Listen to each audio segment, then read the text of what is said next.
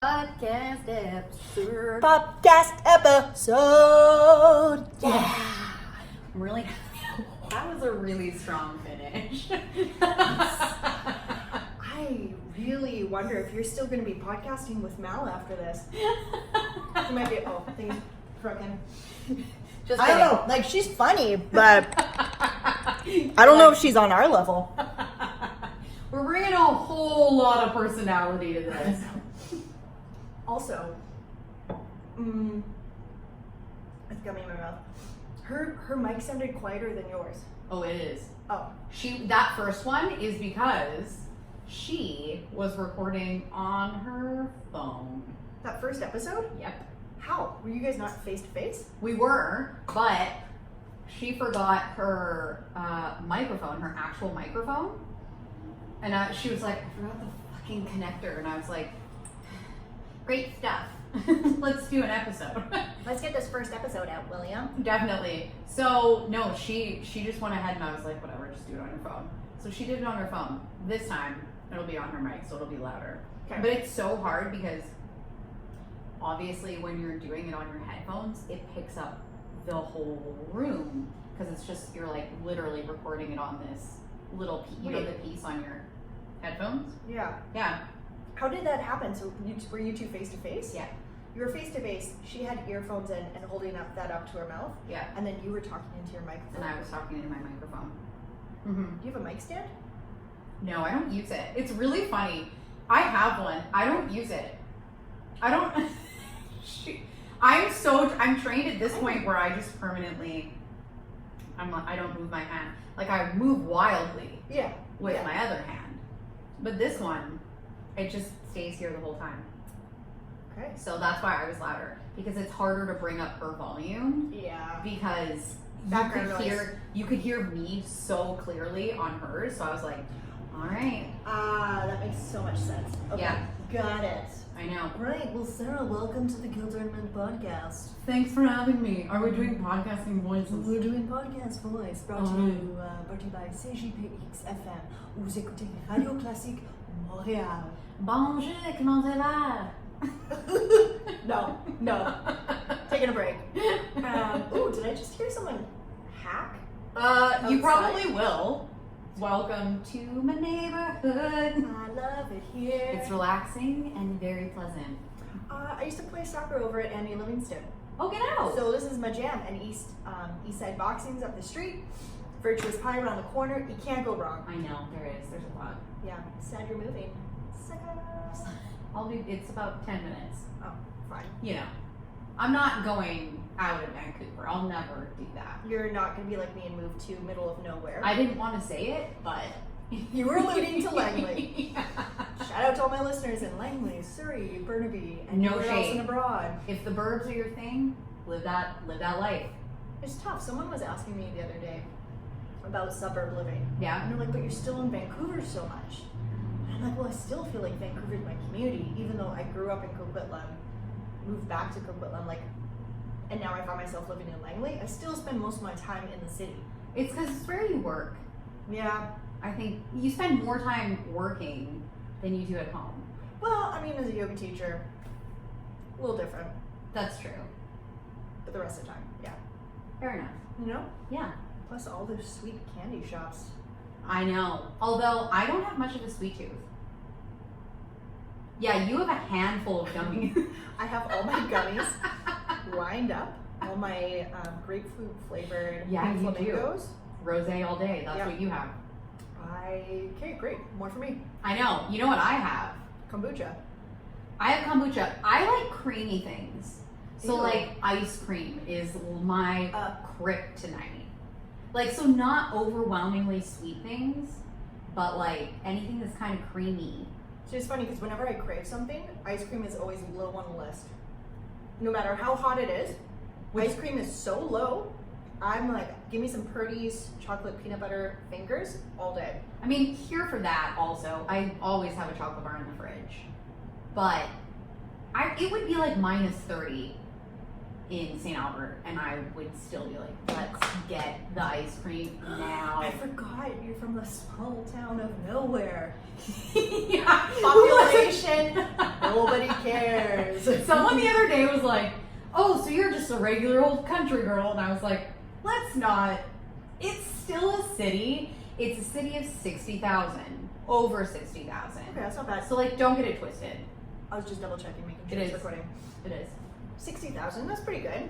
It's not like, you know, I've never been to a farm. Yeah, because you were immersed in it all the time. Did I tell you when I first moved to Vancouver, people were like, where are you from? And I'd be like, just like Alberta. And they'd be like, oh, that's why. And I'd be like, what? And they'd be like, that's why you have that twang in your voice. And I was like, get fucked. I do not have a twang. Well, maybe And you they're do. like, it's basically the south of Canada. And I was like, okay. What's Vancouver down at mile zero? Right? Mile zero, that's... Relax. Hold on, first of all, mile is in American. Yeah. Kilometer zero? Where? Well, mile is in Victoria. Okay. And that's out down near like Dallas Road and Cadro Bay. It's like the lowest of low. Oh. But not like emotionally low of low, but like physically. Physically. Geographically. There we go. Yeah. Yeah. Okay. I think of lowest of low, I sometimes think of my life. It's like, I'm kidding. Should we like talk about real stuff? Let's do it. Okay. I always love a good 10-minute ramble. Yeah. It's nice. I've always wondered because I posted on Instagram stories asking about what length of video do you like, and 90% of people said under an hour, and I'm like, psych, not gonna happen. It's never, that was just a niceness. I'm still gonna do whatever I want. Exactly. And so the episodes will be long because we will banter. Guess what? Yeah. Live your life. Exactly. It's yours. It's mine. It's my life, and it's now or never. I can't do it. Bon I have a Jovi. deeper voice. A little baritone over here. Yeah. Yeah. Yeah. Excellent. Sarah, who are you? What's your story? Oh my god. I don't know. I don't even know. Who am I? Well, I'm Sara McCabe. I know that for certain. Right? The rest of it. Here, why don't I start? Because I'll take a cue from listening to another podcast. And they're like, why don't we start by introducing you and then you introduce yourself? Ooh, okay. And I was like, that's good. So, here's I'm my. so interested to see what you have to say now. Sarah is 3'11", Yeah. Tiny but mighty. tiny but mighty. She is loud. Yeah. And she's one of those people that when you're like, oh, do you have an Allen key? She pulls out like 6 different versions. Did I mention that Sarah's loud? She is a consultant of different things. All sorts. But things that you wouldn't necessarily think you need a consultant for. But she's there when you need her. 100%. She has a company who has a name that nobody knows how to pronounce. Yeah. And has a defunct podcast that's now back, but it's a podcast with a different name. Yeah. Ladies and gentlemen, Sara McCabe. I think that's why it's hard when people are like, who are you? What do you do? And I'm like, oh my god. At this point, it would take me a half an hour to tell you. So I've started to try and think of ways to just summarize, where I'm like, look, I dabble. I do a lot of things at this point. At the end of the day, it's all basically just me teaching people things. Yeah. How do you make money? How do I make money? Well, I make money consulting. For different things. Tons of, well, yes and no. I mean, it's all business. So here, let's break it down. Okay. So I co-founded a company called Bakit with Mal Tayak, and that is called Bakit. Period. That's it. That's just it. Can we pause?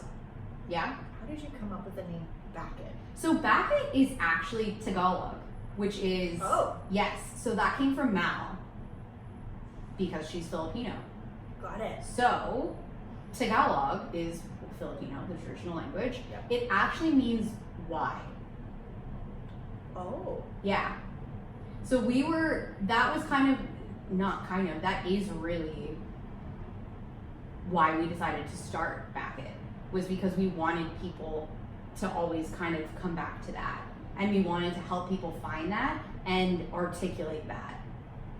Step number 1 for everyone that we ever worked with, or any courses that we ever created. It always had some reference back to, why are you doing this? how can we help you articulate that to everyone? And then we would do other kinds of consulting. So what came first, the chicken or the egg? Bucket or the podcast? Podcast. Ah. So Shift. So Shift was, Shift literally started for us probably in 2016, maybe even 2015. And that was because, and there was originally, Jesus Christ, I don't know. I think that there was 4 of us at one point. That's too many. It's so many. a lot of voices, but that's because originally, and this was also Mal's idea. So we were all working together. We all had these really great conversations that we were like, damn, this is like, we were all kind of, we all thought it was like much greater than I'm sure that it actually was. But we were all having these conversations that we were like, damn, people need to be talking about this stuff. Yeah. And at that time, because we were more in the fashion and creative world, no one was really having conversations about, I don't know, like life stuff and like purpose and value and all of those things. It was just like, what's cool right now? And like, how do I be cool? Well, and here's the thing too, the conversations that we're in now, or the conversations I'm having, was stuff that I was not a part of like 6 months to a year ago. Right? Like a lot of what the dialogue that's coming up from the conversations you're having, I'm having, and a lot of our mutual friends, Yeah. it's all like fairly new.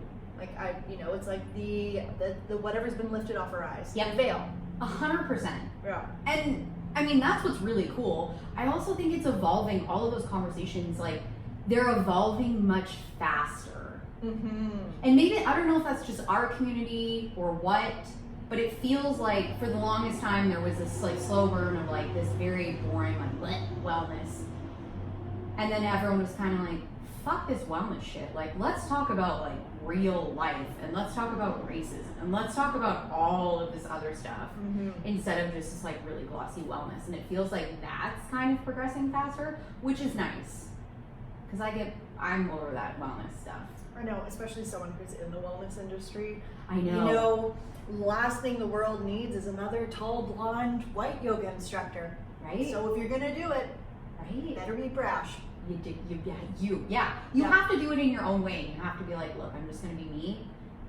I'm not gonna try and be like, and that was something that I struggled with. I don't want to go off on a tangent. Go for it. Stop me. Do it. Because I Do it. do love a tangent.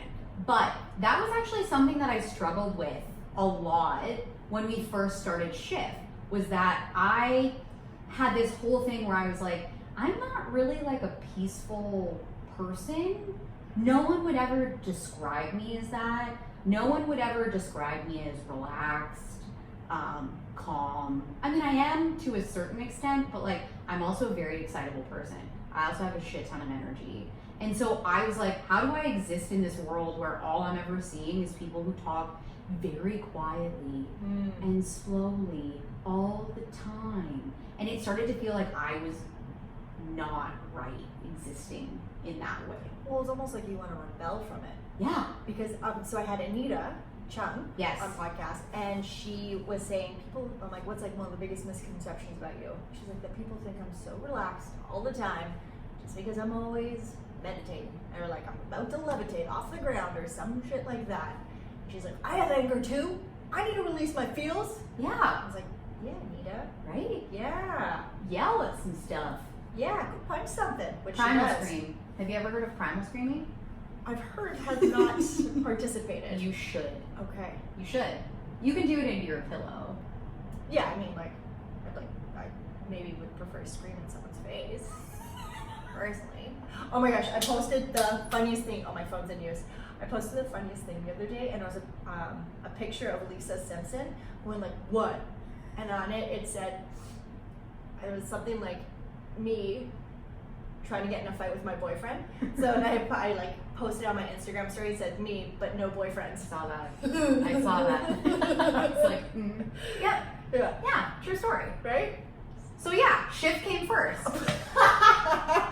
See? Bringing Good. it back around. Good. So Shift came first. So Shift came first, and that one was all about kind of mind, body, business, culture, or it evolved into that. Mm-hmm.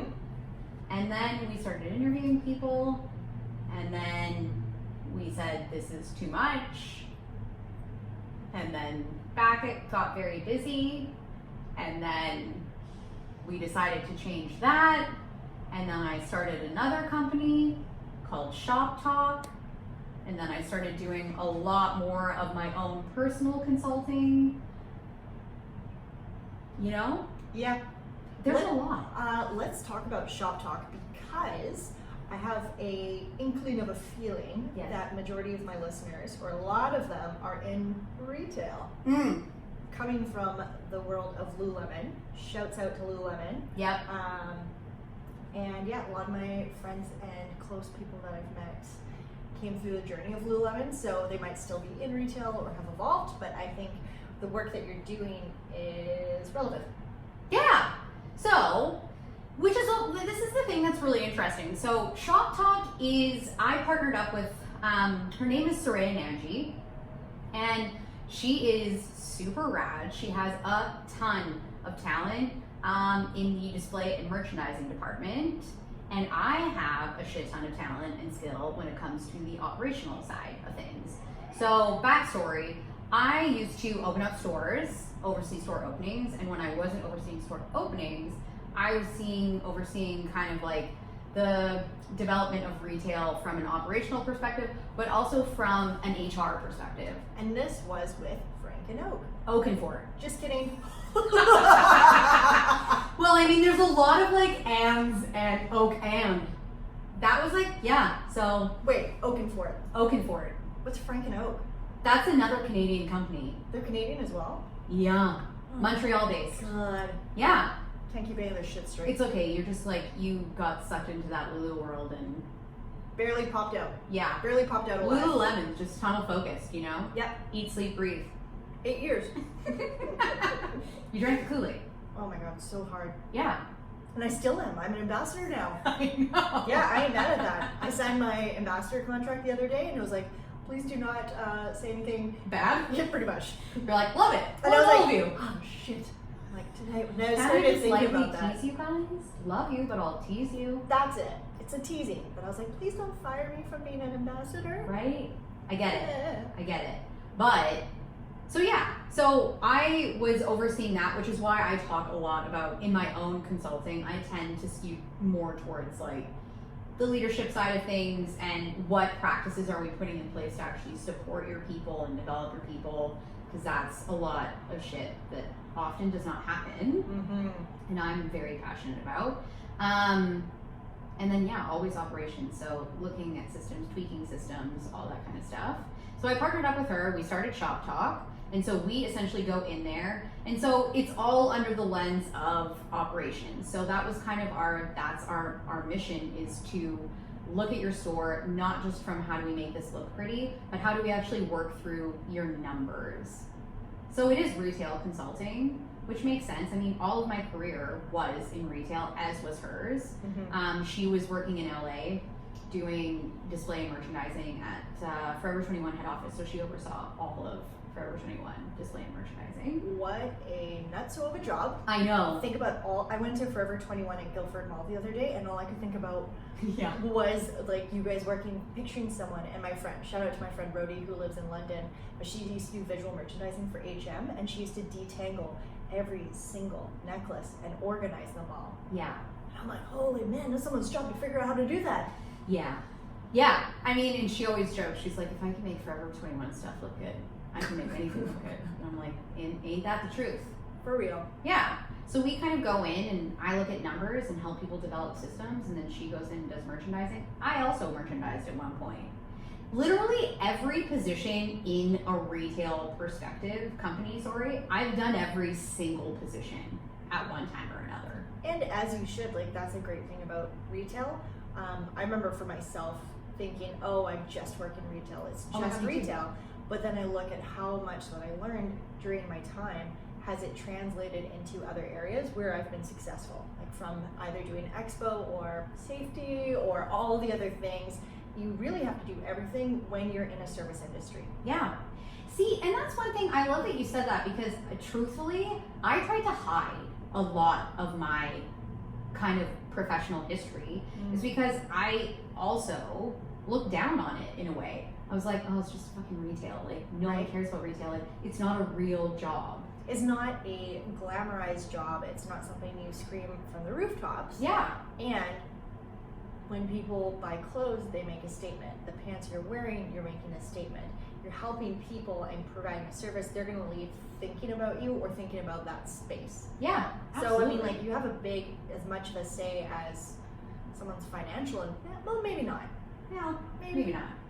I don't know where I was We're going not with saving lives. No. But, I mean, you know, people buy a lot of stuff. Not that I want to encourage that. I actually think we need to consume a little bit less. Mm-hmm. But I do think that you can make businesses run better from so many different aspects, which is why I always tell people, no matter what I do, at the end of the day, it all boils down to me wanting to help you and me wanting to teach you something, whether that's leadership, whether that's HR stuff, whether that's making your store look better because we're digging in your numbers and figuring out what needs to happen, all of that shit, or writing online courses, all of it is just like helping you run your business better.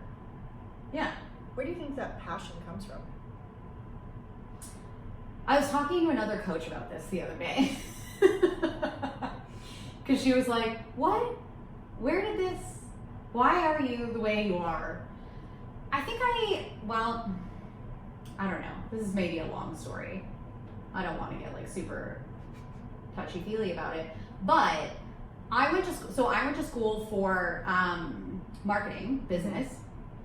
And that's kind of where I got a little taste of like numbers and through like accounting and stats and stuff like that. And to be honest, I was tutored in math growing up. Like I thought I was, to be honest, dumb. Preach. Yeah. I remember grade 11 and my math teacher, Ms. Babcock, going, all right, so what do you want to study? And I was like, German and political science. And she's like, great, just stay away from math. I'm going to pass you. And it was the same deal. Like, I just need to stay far away from math, stick to the arts, stick to languages, and life would be okay. Right. So, for someone who is like not a mathlete, yeah, we're both drum athletes. Yeah, I know, I get it. I mean, everyone has talents, but I do think it's bullshit because when I was in grade 2, so I couldn't tell time very well, and I had trouble differentiating nickels and dimes, and they wanted to fail me because of that. So that was that fell under math in grade 2. They wanted to fail me. If it wasn't for my reading comprehension being above average, they would have. So what ended up happening was I went to grade 3 and had to have a tutor teach me all of grade 2, and then while I was still in grade 3, then learn grade 3 for the second half of the year. But that really set me down a path of thinking like, oh my gosh, I'm so dumb. I just can't do math. Math's not my thing. Yeah. Numbers. And then I had tutors forever in math. And then finally when I got to college, I was like, well, shit. I was like, I better figure this out I guess now. I have to do this. I care now. So I did it, and then I was like, oh, just kidding. I'm actually, numbers can be really cool. If you just slow down, figure out how you learn best, and interpret them. And that was really truly at my first job, which is actually, well, no, it was not my first job in retail, but my first where I was managing a store was Urban Outfitters. And that's where I got a first taste of numbers, because I had to do it all the time. I had to do walkthroughs and all that kind of stuff. And that's when I realized the power of numbers and how important they are in business and how, they can kind of work in your favor. So that's kind of where I got into all that kind of stuff. Did I go off on a tangent? I did. No, that was pretty concise. Okay. Yeah.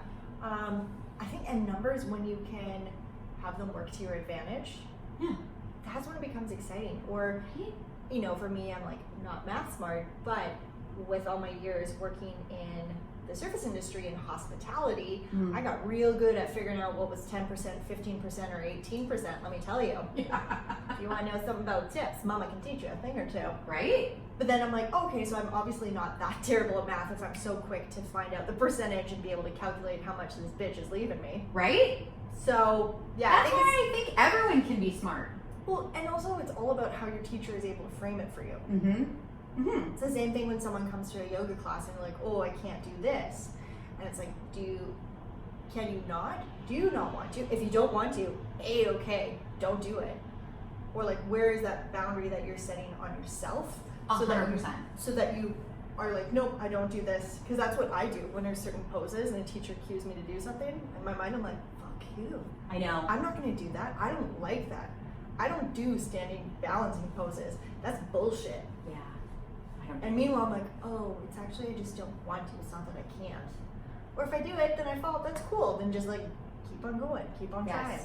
Yes. Might get sweaty palms. It's okay. Might fall. Yeah. NBD. Yeah, it's okay. Insurance covers that. Right? Yeah. So that's why I think that was kind of where I got really passionate about numbers and assessing things and figuring out inefficiencies and looking at stuff.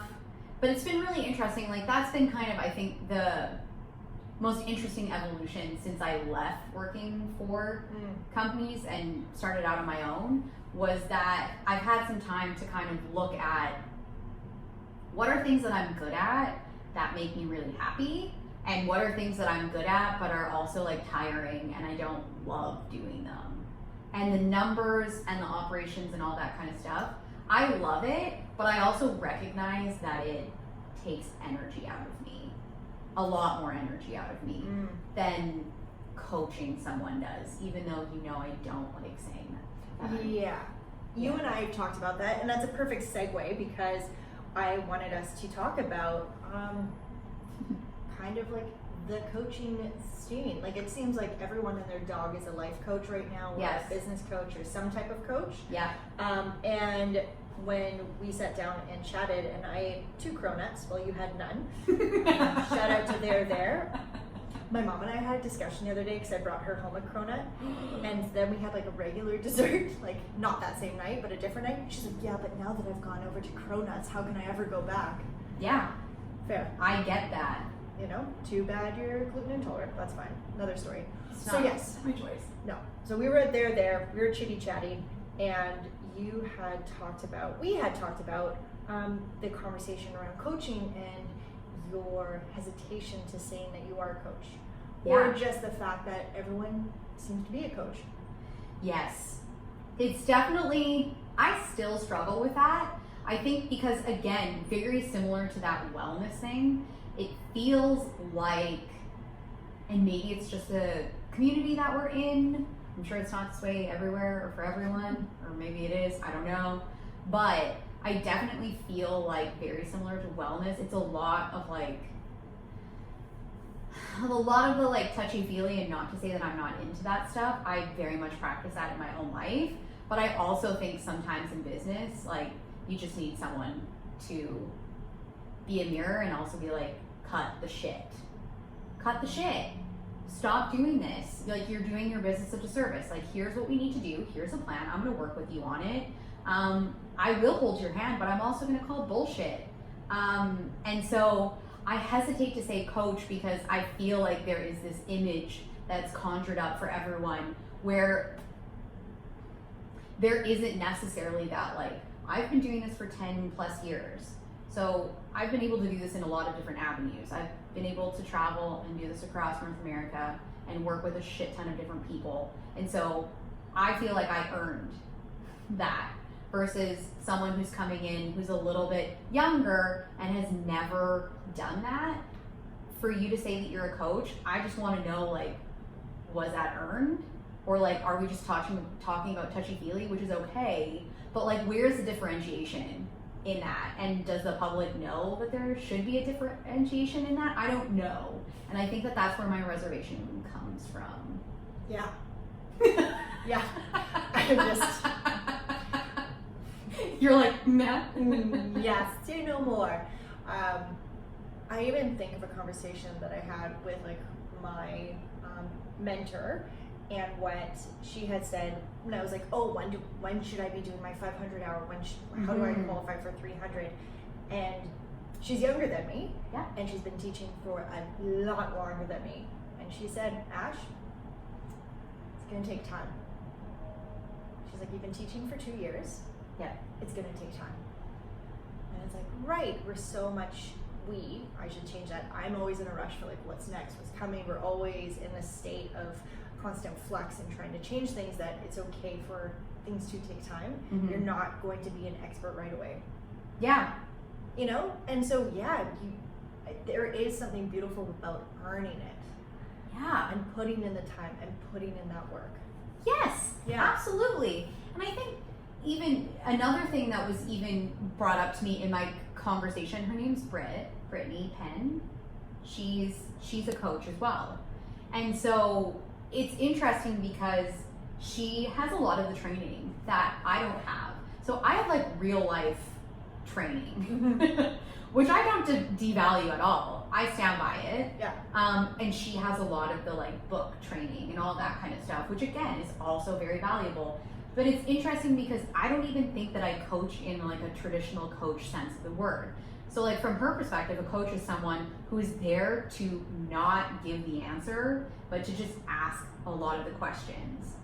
And for me, I don't do that. I do that, but I also give some answers sometimes when I feel like an answer needs to be given. And I also come up with a plan with someone and help them execute that plan.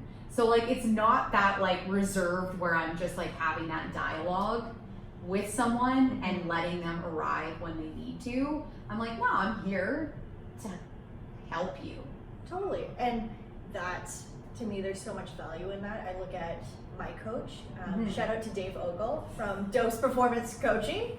Shout out. He was also my first podcast guest. So I sent out my email newsletter. And then I was like, oh my gosh, like that was the first episode, I should listen back to it. And I listened to it. And within the first 30 seconds, I had already messed up and said, welcome, Dave, from Performance Coaching. And he was like, thanks, that's not my business name. Don't you love it when you listen back and you're like, Oh, God. shit was I saying? Oh, so many times. Yeah, I mean, I was saying like maybe every other third word. Dude, story of my life. Drove me, which is why editing used to take me so long. You used to cut it out. I used to cut out everyone's life. I just wanted to do people a solid, you know? No, that's the natural tics. Yeah, I've been not my last episode. The last one was pretty good. But a couple episodes ago, I was just fucking cringing the whole time. Or like I'd ask a question and then like I would modify the question. So I'd be like, Sarah, who are you? But like, wait, are you like this or this or this? So it would be a two-part question, but the same question. Yeah. When you're just really on fire and you're like, what? Why am I doing this? I can't even edit it and put anything else in there. I'm just gonna have to let it go. True story. There were times where we didn't let episodes see the light of day.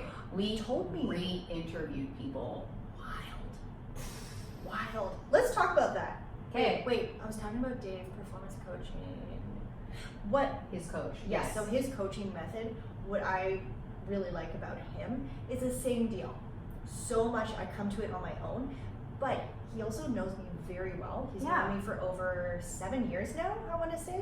Maybe that's a lie, maybe it's 5. Yeah, that's a long time. But he's known me and he's seen my progression and my growth, so he knows what needs to happen, and sometimes I can't come to the answer on my own. And he's got so much experience of knowing what about me that he knows that this will work best for me, so he can provide that. And it's great because then not every coaching opportunity needs to be like, oh, and then I found the answer, or then the answer came out of me. Because no, sometimes you just need to look for help. Sometimes you're just like, help me from myself, please. Wish everyone could see the insanity in Sarah's eyes right now. Help me from myself. Oh. I don't know about you, but this brain here, she goes. Yeah, she don't shut off. She don't shut off sometimes. Yeah. So really, truly, you're like, save me from myself. Thank God I use a meditation app, but even still. Right? Which is why actually, who was it? I went to one of Anita's, shout out to In Bed with Betty. Yeah. We were doing a lot of shout outs. Hey man, it's like this one time on Joe Rogan and Killer Mike was on it and all he did the entire time was say, shut up, shut up, shut up. So essentially, we're Killer Mike. I'm happy about that. I'm happy to just fucking shout it out, guys. Sorry for cursing. Am I allowed to curse? Of course. Yeah. I'm like, I say F, so I say F. I have a potty mouth. But neat. Went to her In Bed with Betty event, and she had a therapist or a psychologist there. And she phrased like therapy so well. She was like, look, everyone could do this work on their own. The whole point of getting help in this way is that your brain is a tricky thing, okay? I can just help you get there faster. Yeah. And that's how I look at coaching or consulting, whatever you want to call it. That's how I look at what I do for people, is like, you could figure all this shit out. You will eventually recognize that the way you're behaving within your business is fucking it up. But I could just help you get there faster. Learn from my mistakes. Learn from me. I've done a lot of dumb shit. Yeah. So. What's one of the stupidest things you've ever done? Oh my God. It's my attitude. Oh, yeah? Yeah. Can I tell you one that I did the other day? Yeah. Wait, did you yell at someone? No, worse. You hit someone? No, worse. You threw something at someone? No. I don't even know what's worse. I made an abortion joke with someone that I barely knew. No, Ashley. No. After Especially with what's happening in the States right now. I got off the phone and I had to call my mom, who is like an actual coach, like certified coaching out of the box. I had to call her and I was like, Mom, coach me, help, I'm dealing with shame. She was Yeah. like, yes, Ashley. You know what it is though? That's where you're just like, that was really insensitive, my bad. Yep. Won't do that again. No, and if this is a year of Brashley, well, that sure as shit was brash. Right? No, I was probably 23 years old. And full disclosure, I used to have really bad temper. I thought you were going to say really bad breath for some reason. Does it sting right now? Did you have garlic soup again for lunch? Full disclosure, I had a bad temper. I mean, it's just part of my personality. I have like an initial wave of like, ah, and then it simmers down quickly. But when I was much younger, it didn't simmer down. I definitely just kept rolling with it. So I had an employee of mine. Yeah, I was under a lot of pressure at work to perform and to do things well. And my boss at the time was kind of relentless. I was working like 80-hour weeks all the time. No, that's no news story for anyone, like that's standard. But I had pushed back his deadline because I knew he wasn't going to meet it. So I pushed back the deadline for him to submit a project to me that I was then going to pass along to my boss. And so I had already extended his deadline. He didn't meet that extended deadline. So I pulled him into my office and proceeded to scream at him. Oh my God. About an inch from his face. And I was like, you make me look like a blah, idiot. What the F is wrong with you? And I was like literally screaming at him. Did your voice go deep like that? Yeah. Too? Like I can't even fully do it because like I would blow out the sound level on the mic. And it was almost like an out of body experience. Like, you know, when you're behaving so poorly and like you come out of yourself and you're just like watching yourself behave very poorly and you're like angry, but you're also now ashamed that you're behaving in this way. So it was a lot of that. Obviously immediately left, took myself on a walk, but for years I didn't tell someone that. I didn't tell anyone that because I was really embarrassed that I behaved that way when I'm supposed to be like setting the tone. So a lot of the dumb shit I did was mostly me not getting my shit in order, getting my shit in check. Yeah. Other than that, I kept a pretty tight work record. Well, that's good. Aside from my behavior, attitude problems. Yep. Yeah, I mean, like, you know, showing up so hungover that I threw up in the bathroom. But doesn't everyone do that when they're younger? Yeah. It's not, again, not something to be proud of. But I feel like when you're that age, that's gonna happen. Or you know what's my favorite? When you're a manager in retail and then someone else comes in just as hungover as you once were, and you're just like, oh, it's okay, I've been there. Yeah. I still need to write you up. Yeah. Oh, I would ride them. I'd be like, get your shit together. And then I would be like, I'm gonna go to the bathroom. And then I would be like, no one needs to know this. Nobody knows. I'm gonna order myself a pizza and a 2 liter of Coke, and I'm gonna pull myself together but you should be ashamed of yourself. You should be ashamed. Yeah. But I'm the boss. Yeah. Yeah. Speaking of 2 liter of Coke, I totally had like the best McDonald's on my drive over. So good. Fountain pop Coke, quarter pounder with cheese meal, fries, and sweet and sour sauce. Wow. You're living that life. Yep. I haven't had McDonald's in conservatively 6 years. I'm also gluten intolerant. I know. I'm that person now. Yeah. Whenever I order anything in a restaurant now, I'm like, yeah, I'm the person. I'm dairy-free, gluten-free, usually sugar-free. Usually, how are you doing so far with these? They're great. I like to pull them apart into 3 different bites. I play with my food. That's nice.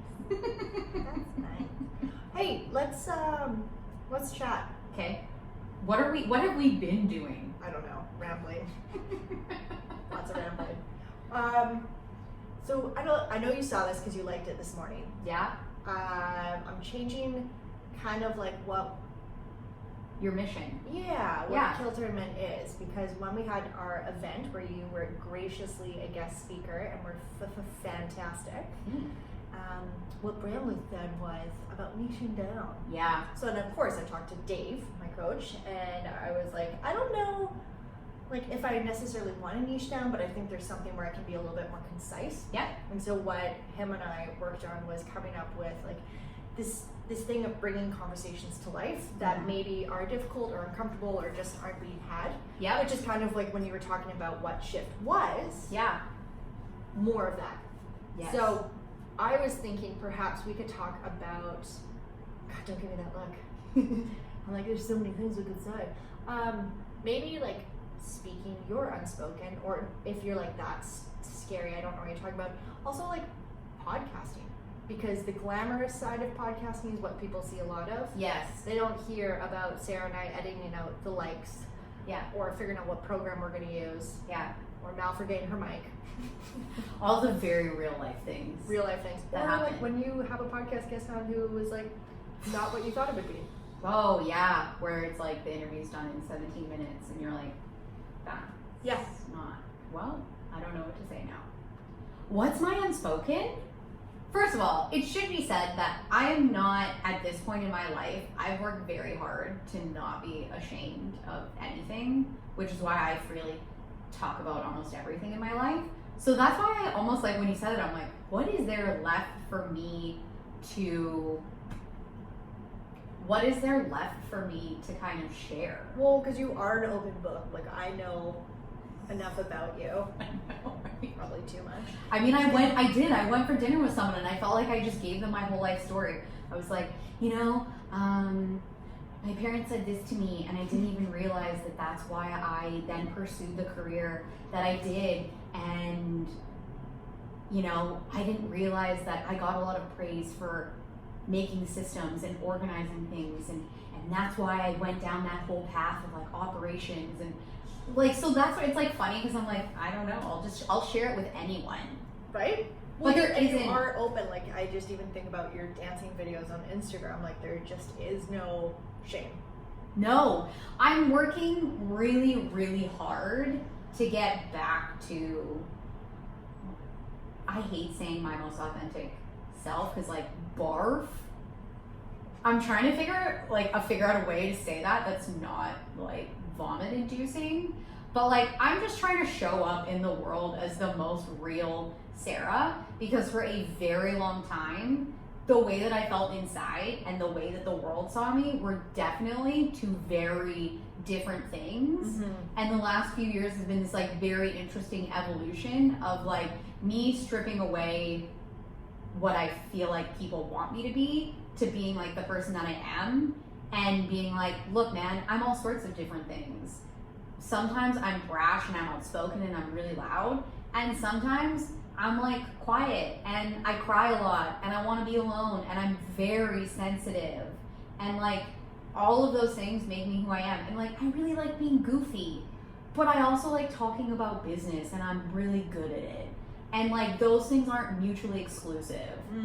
And I think that that's more or less like what I'm trying to do, and that's why I started like sharing those dance videos, is because I had so many people being like, well, that's too goofy. I'm like, if you're trying to tell people that you're a coach, like, you should be sharing those things. And I'm like, yeah, but my life is all of these things.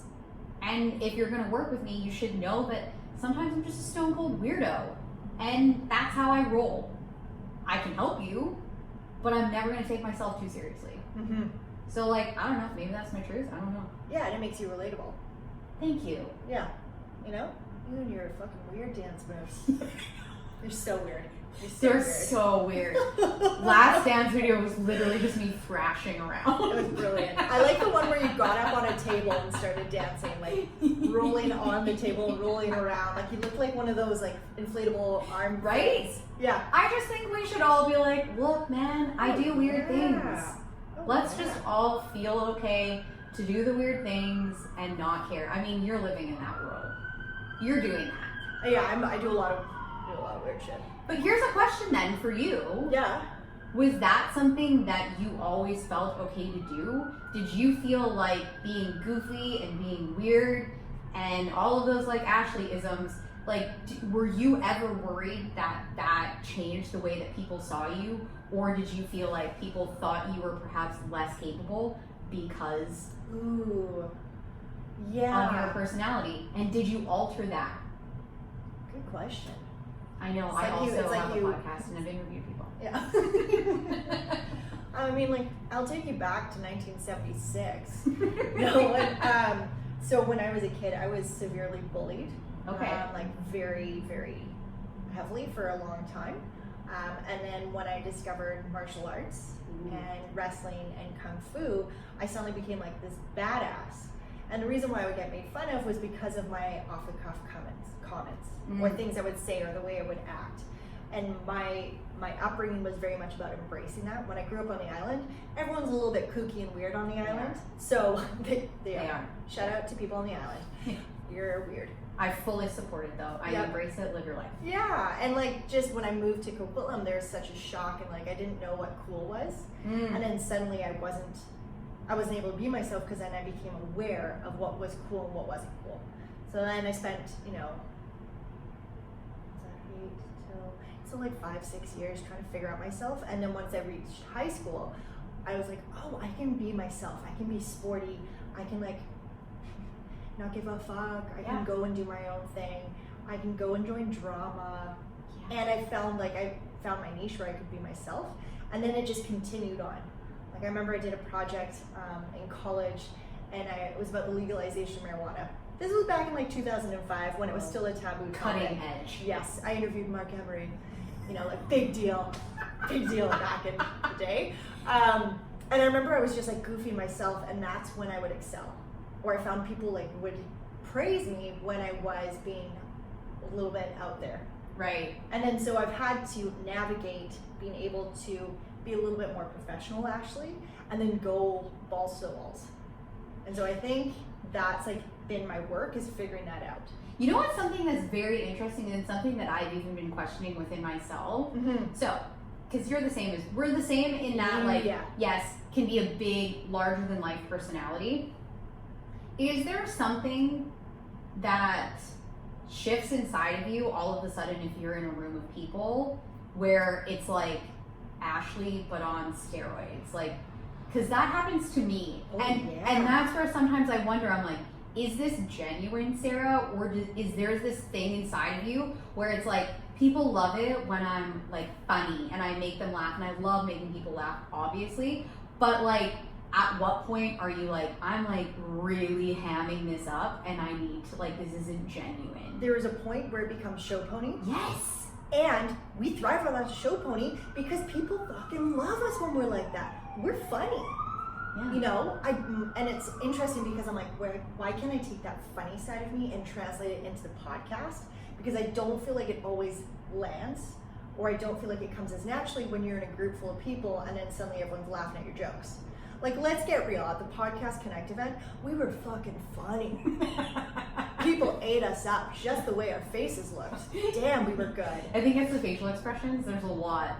Yeah. There's a lot going on. There's a lot going on. But yeah, then I know like with people I've dated, there comes a point where they're like, stop.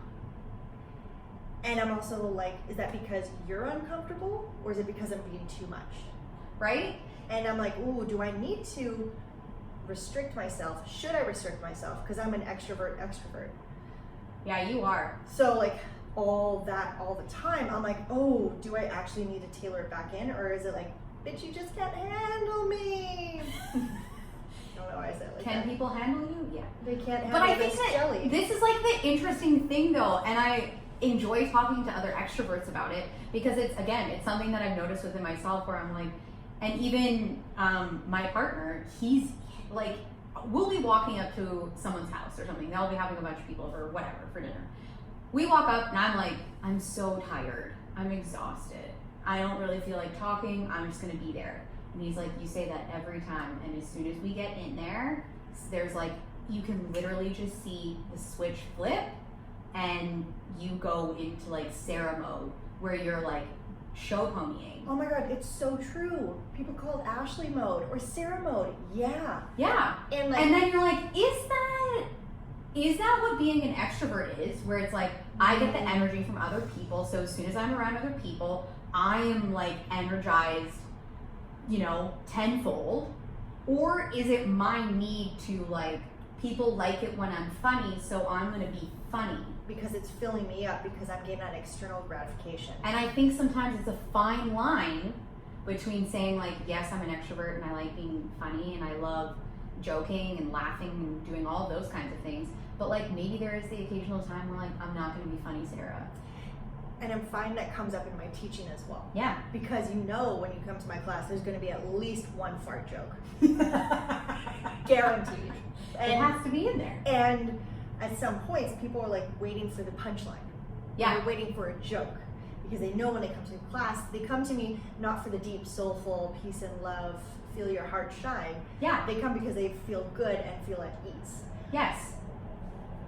And so I'm so used to doing that, and it's a performance. Yes. So at what point can I just like tune it down and be okay with myself and just share whatever I need to share? Yeah. That isn't fart related. Where like, it's not my vibe today. Yeah. I love a fart joke, but maybe just not today. Right? And that's like been the like trickiest thing for me is that people come to expect this like one note. Where for the longest time it was like Sarah is super sure of herself, Sarah is very confident, Sarah is very funny, and like she's always just like on and is like ready to go. And so I started to feel like I was letting people down. Yeah. By having that other side of you. By having that other side of me. And now I'm kind of, that's where I'm saying like my mission now is to just kind of like merge those two things and show up and be like, okay, to be like, I don't feel like talking that much.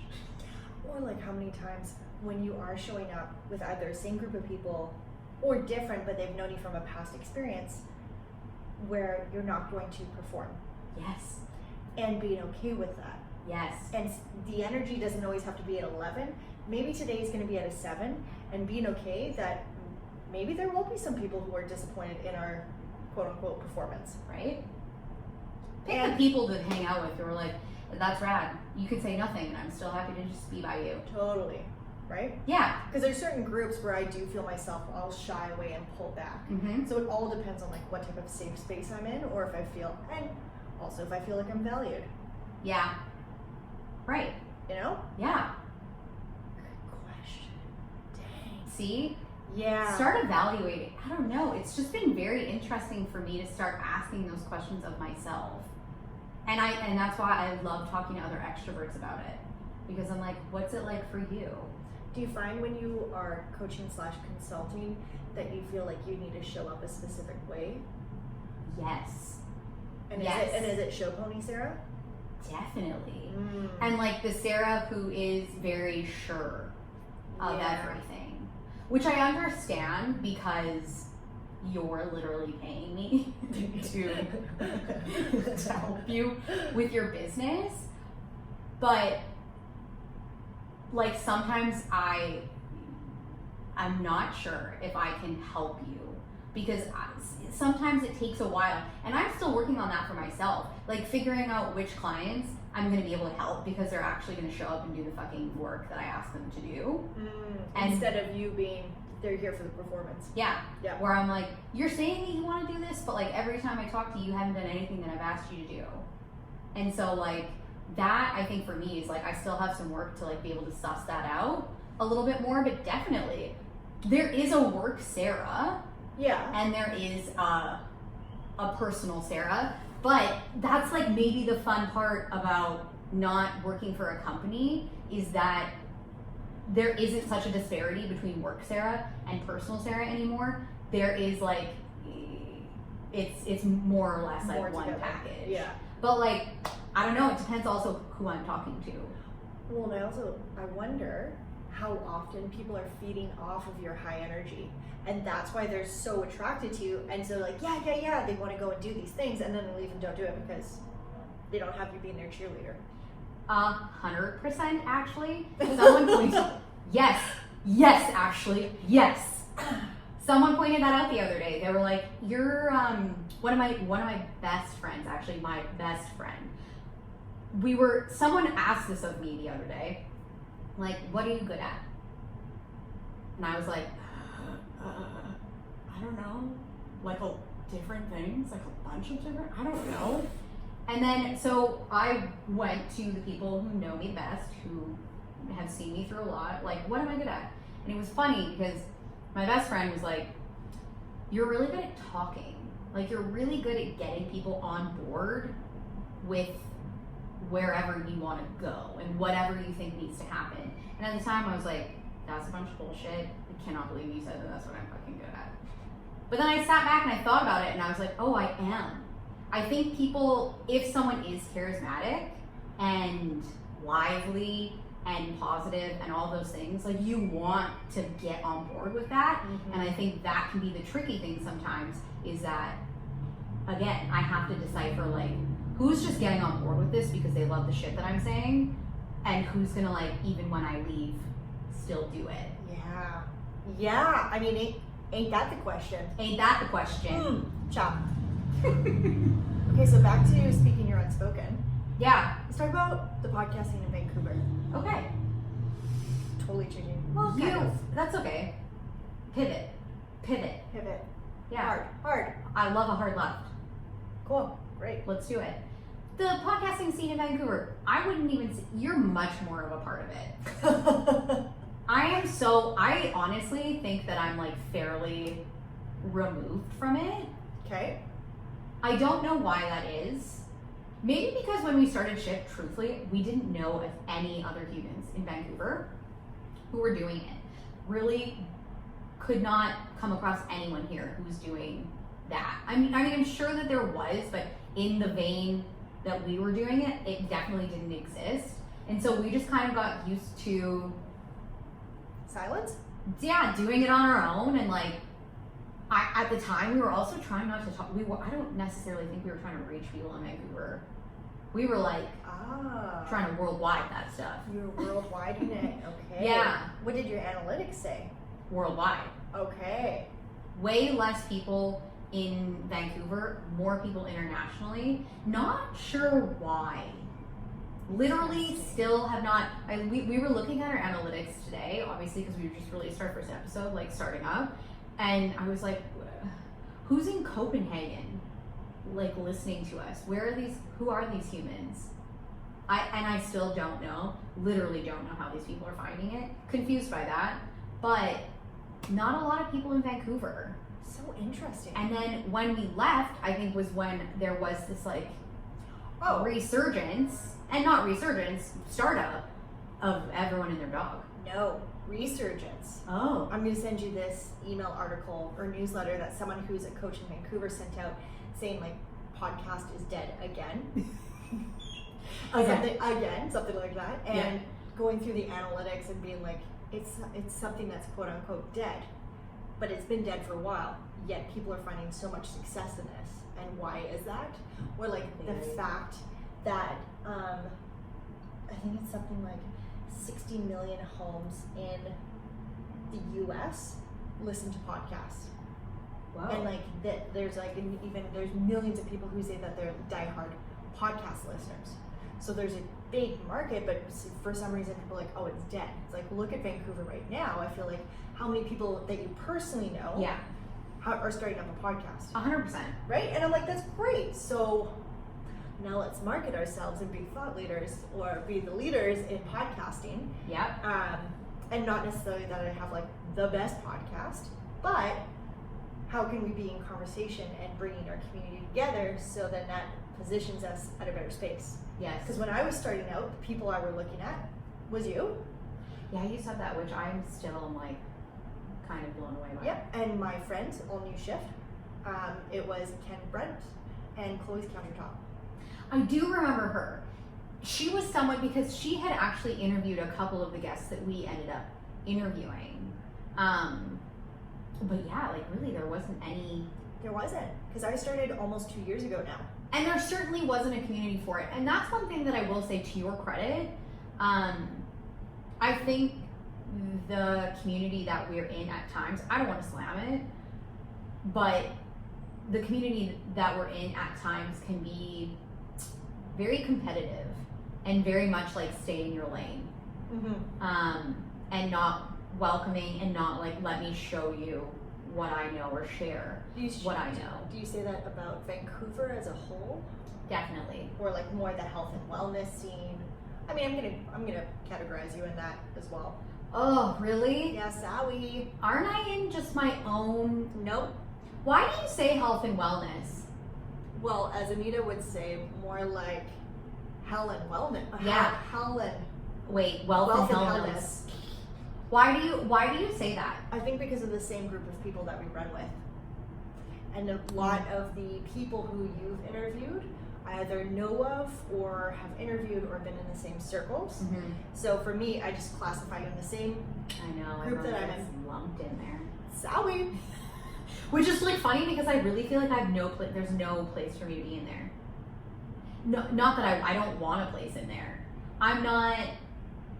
Yeah. That is not my background. And you know what? Maybe it's because we do have this common thread of retail. Yeah. Retail management, you know, the same, a lot of group of people know you. Which is a bummer because I feel like more than anything, I'm just about like having self-awareness. And I like talking about it. I like working on myself. I do all of those things, but I don't like advocate for any of those things. Like I'm not out here telling someone the diet that they should eat. I'm not out here like sharing how I meditate. But because I believe in wellness and I believe in those things, it's interesting to me that I get lumped in with that when really I'm like, I'm out here talking about business and leadership. Yeah, But right now, I'm putting all those together. I know. Right? It's people who are aware, I think, who have a self-awareness of themselves, but also of the world and what's going on. Can have the bigger conversations. Interesting that gets lumped into that. I wonder why. I'm not Maybe sure 'cause why people perceive it in that way. Well, maybe because health and wellness is also broadening so much beyond just fitness. It's true. I think people are starting to work a lot more, like it is interesting that it's heading much more internal than just the external. Mm-hmm. But funny to me that it still gets lumped in with that. Because I would see coaching and personal development, I would lump in with that, which I think is what you do. I know, but it's funny because maybe it's just me being like, I think no, it's different. I think you just want different. to. I think you don't want to be classified in there, and I'm gonna put you in the bucket. I know. I don't ever want to be put in a box. Fun fact about Sarah: she just hates being put in a box. She hates it, and I love speaking about myself in third person. I don't put 3'2" Sarah in a box. I was gonna say baby in the corner, but then I was like trying to make you smaller and into a corner, but Yeah. it didn't work. Don't do it. No. I get it. I know. I get it. Yeah, there's some resistance here that I'm hearing about Mm-hmm. not wanting to be classified, Sarah. So maybe we should look deeper into this. Let's talk should. about your childhood. I know. Mal the other day was like, just call yourself a coach because that's what you are. Get over it. It's like, Ugh. It's so hard when someone tells you to get over it. Mhm. I don't want to. no. Fine. You say so. But what else about I don't know much about the scene.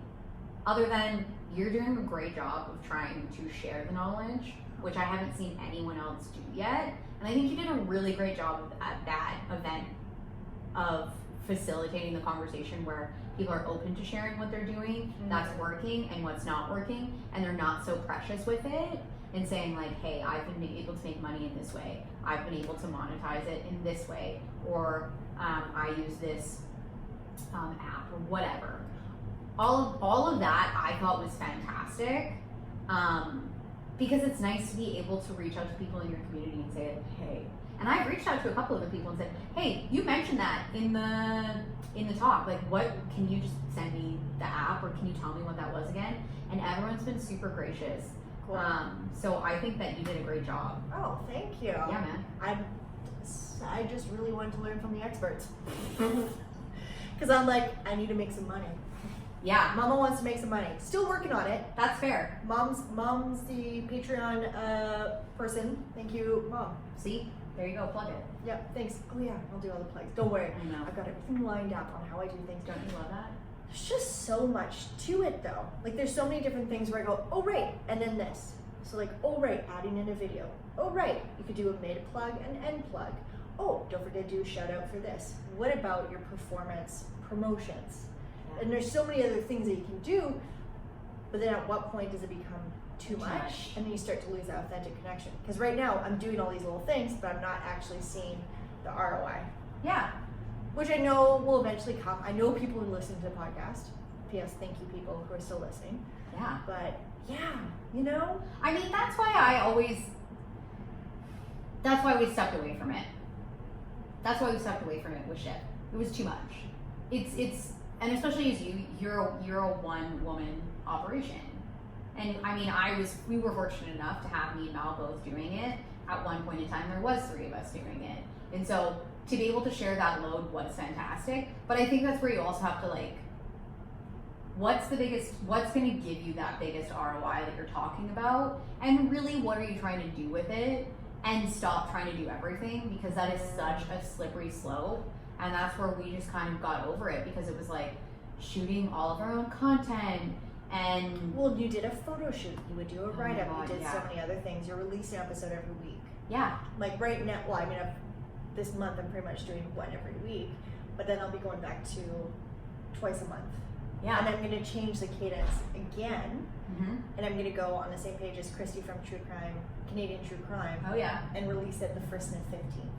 yeah, So there's certain ways to be able to do that, but when you're editing while your child is napping and that's your editing time, yeah. like I'm like, okay, this is precious. I absolutely love it.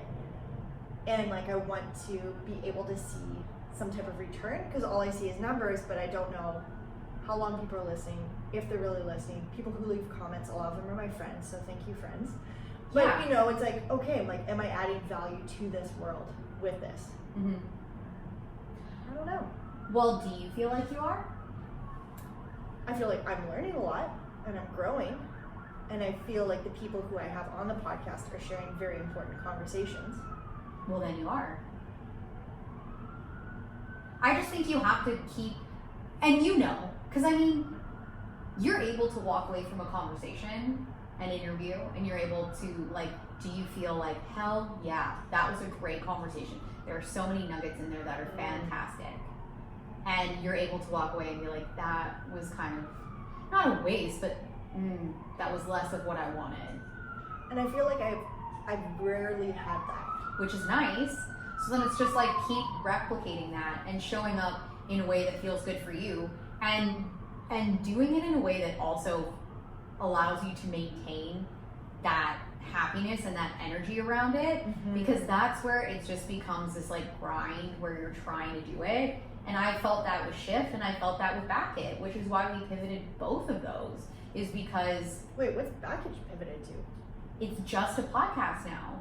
We are not doing Oh. online courses anymore. We stopped consulting through Bakit a long time ago because it became a grind. It became a grind where it was just like, we have to produce all of our own content. We have to do it in this way. We have to have consistency, which means every day, and da-da-da-da-da. And so all of a sudden, it was like, well, Jesus, no one human can produce that much content all on their own. And I think that is like the number one issue with anyone starting out, is that they're comparing themselves to, you know, the like, I can't remember his name right now. I don't know. He has a huge podcast. Anyways, can't remember his name. Joe Rogan? No, I don't like Joe Rogan, and no one should. But yeah, what? he's up. I like Joe Rogan. He says some things. Oh, he definitely says some things. Where I'm like, but he also brings out a lot of good speakers. And the conversations he's having. Some of the views that he's had or shared, I don't always agree with. Yes. But I'm always learning from different episodes. Fair. I mean, you're allowed to like whoever you like. Yeah, thank you. I don't ever tell anyone. But, like, a lot of people who are starting out often compare themselves to those podcasts, those businesses, those whatever, and try and produce at the same rate. And it's like, that is unreasonable. You as one human are never going to be able to do that. And maybe you could, but are you killing yourself to do that? And if you are, what's the point?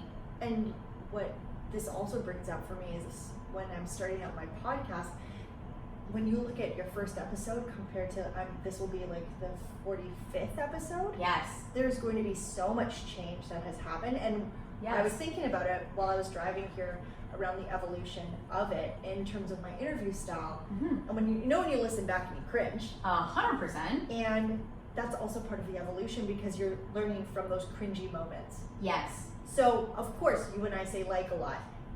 Are we going through and editing it? No. Are we bringing more awareness to how we speak? Maybe. Yes. And each episode is a chance to get better, and maybe that is what our learning is. Mm-hmm. And I can't compare from when you were at episode, whatever you finished at. I don't even know. I don't know. Really? It was somewhere in the 50s. Yeah. It was somewhere in the 50s. We did it for a solid year and change. There was also a lot of episodes that we recorded that never saw the light of day because we were being chicken shits about it. But I think that, like, what you just said is kind of the biggest takeaway of all of that.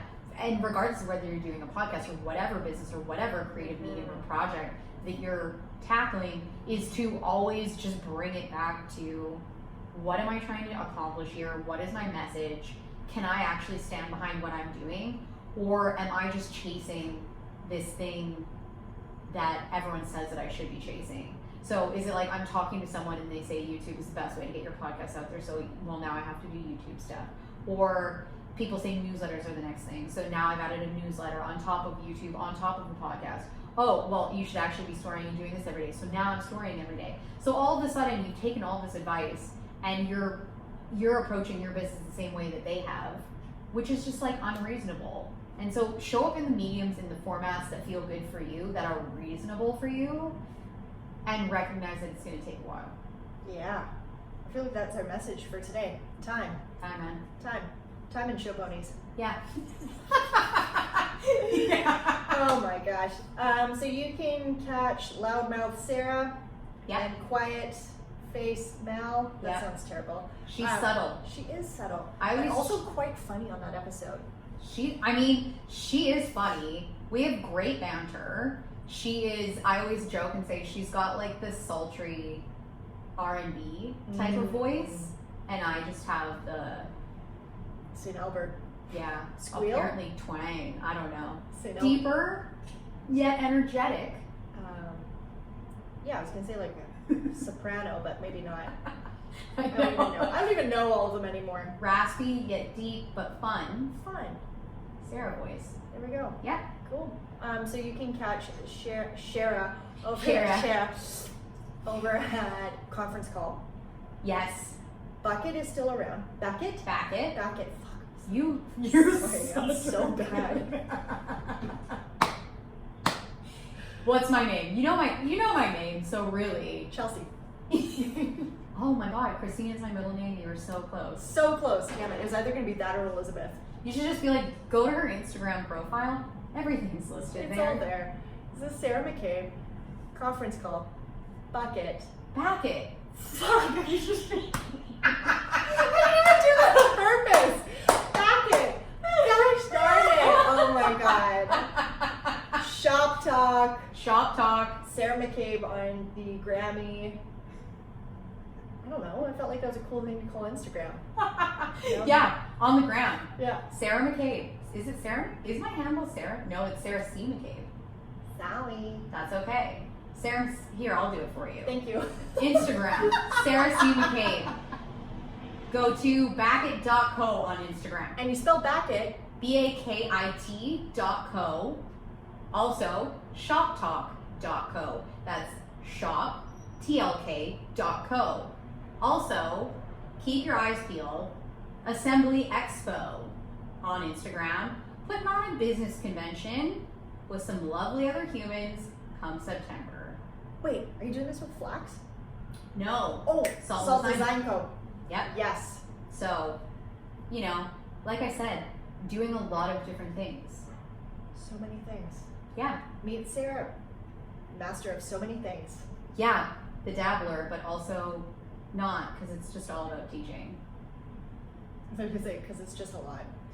It's just Because it's just a lot. This is Sarah, and it's a lot. and it's a lot. And on that note, we bid you adieu. Adieu.